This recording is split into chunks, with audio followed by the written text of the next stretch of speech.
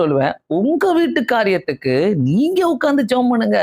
உங்க வீட்டுக்குள்ள ஜெபம் இருக்குதுனாக்கா, கர்த்தர் அதுல இருந்து நம்மளை விடுவிக்கிற தேவனா இருக்கிறார், விடுதலை தருகிற தேவனா இருக்கிறார். அதனால்தான் அவர் கொஞ்ச காலம் பாடு அனுபவிக்கிற உங்களை சீர்படுத்தி, சிறப்படுத்தி, பலப்படுத்தி நிலைநிறுத்துவாராக. இத்தனையும் கர்த்தர்கிட்ட இருக்குது. நம்ம ஜெபிக்கிறோம்னாக்கா, அவரை முதலாவது அவர் செய்கிற காரியம் நம்மளை சீர்படுத்துவார், நம்ம மைண்டை சீர்படுத்துவார், நம்ம மனசை சீர்படுத்துவார், நம்மளை சீர்படுத்துவார். நம்மளை சீர்படுத்திட்டாருனாக்கா நம்ம திரும்பி பார்த்து அந்த பிரச்சனைக்குள்ள போகவே வேண்டாம். திரும்பி ஐயோ நான் ஏன் இப்படி இருக்கிறேன், போர் மீ, ஐயோ நான் பாவம், நான் ஏன் இப்படி இருக்கிறேன், நான் ஏன் இப்படி இருக்கிறேன்னு சொல்லிட்டு நிறைய பேருக்கு இந்த கவலைகள் இருக்குது. ஏன் நான் ஏன் பாவம்? என் கூட இருக்கிறவர் பெரியவர், சாரி, என் கூட இருக்கிறவர் பெரியவர். சோ நான் ஏன் பாவம்? நான் பாவம் கிடையாது. என் கூட இருக்கிற தேவன் பெரிய தேவனா இருக்கிறபடியால் நான் எல்லாவற்றையும் என்னால ஜெயிக்க முடியும். முதலாவது ஆண்டவர்கிட்ட நம்ம விசுவாசத்தோடு ஜெபிக்கும் போது அவர் நமக்கு கொடுக்கிற ஒரு காரியமே நம்மளை சீர்படுத்துகிற தேவனா இருக்கிற, நம்மளை சீர்படுத்திட்டாருனாக்கா நம்ம எல்லாத்தையும் வீட்டுல பாத்தீங்கன்னா எல்லாத்தையும் சீர்படுத்துவோம்ல, எல்லாத்தையும் சரிப்படுத்துவோம், எல்லாம் நீட்டு வைப்போம், நீட்டாகிடுவார் நம்மள.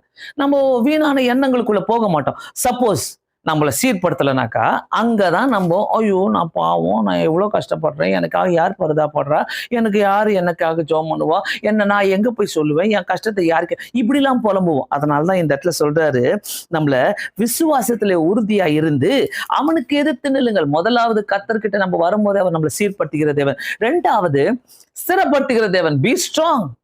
நான் எப்பவுமே சொல்லுவேன்ல, யோசுவாவுக்கு ஆண்டவர் சொல்றாரு, என்ன சொல்லுவாரு, பலன் கொண்டு திடமானதாயிரு, நான் உன் கூட இருக்கிறேன், மோசையோடு இருந்தது போல நான் உன் கூட இருக்கிறேன்றாரு. அதே மாதிரி ஸ்திரப்படுத்துகிற தேவனா இருக்கிற. ஜெபிக்கிறவங்க எந்த பிரச்சனை வந்தாலும் ஊதி விட்டு போயிட்டே இருக்கலாம். கண்டிப்பா. சும்மா அந்த நேரத்துல பிசாசு ஆட்டுவாங்க, பிசாசு வந்து பயமுறுத்துவான். அவன்லாம் பயமுறுத்தினாலே பயப்படாதீங்க. அவன்லாம் பயமுறுத்துறது கொஞ்சம் நேரம் தான். அவன் பயமுறுத்திட்டு அவன் போய் பயந்துகிட்டு உட்காந்துட்டு இருப்பான். ஐயோ இதுகிட்ட மோதிட்டோமே, இது போய் முழங்கால் போட்டுருமே, நம்மள பாதாளத்துல கட்டி போட்டுருவாங்களே அப்படின்ட்டு அவன் பயந்துகிட்டு கிடப்பான். அதனால சீர்படுத்தி நம்மள ரெண்டாவது ஸ்திரப்படுத்துவார். அப்படியே ஸ்ட்ராங் ஆகிடுவார் கர்த்தர். எந்த சூழ்நிலை வந்தாலும் ஆண்டவரே நான் உமக்காக தான், என்ன சிச்சுவேஷன் வந்தாலும் உன்னை கர்த்தர் புரிஞ்சுக்கிட்டாருனாக்கா எங்கெங்கயோ பயங்கரமா உயர்த்திடுவார், எங்கெங்கயோ உயர்த்தி வச்சுட்டு உன்னை ஸ்திரப்படுத்திடுவார். மூணாவது பாருங்க, பலப்படுத்தி. நீங்க பலப்பட்டாதான் மற்றவங்களுக்கு ஆண்டவரை பத்தி சொல்ல முடியும்.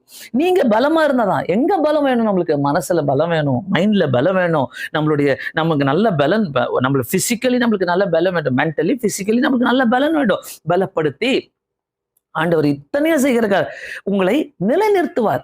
அப்படியே ஸ்ட்ராங்கா, நீ எனக்காக தான், எதுக்கு உனக்காக தான். அதுல முதல் வசனமே சொல்லுது, கிறிஸ்து இயேசுவுக்குள் நம்மளை நித்திய மகிமைக்கு